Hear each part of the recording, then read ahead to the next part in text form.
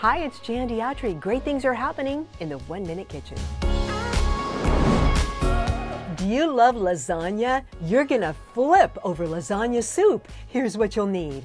Ground turkey, beef, or Italian sausage, your favorite pasta sauce, some diced tomatoes, an onion and 3 cloves of garlic, fresh basil, chicken broth, cream, lasagna noodles, and ricotta, mozzarella, and Parmesan cheese. Heat some olive oil and sauté the garlic and onion. Brown the meat, and then add the pasta sauce, diced tomatoes, chicken broth, basil, salt and pepper, and finally some heavy cream.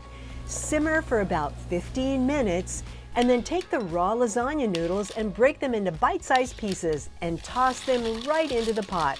While the noodles are cooking, in a bowl combine ricotta, mozzarella, and Parmesan.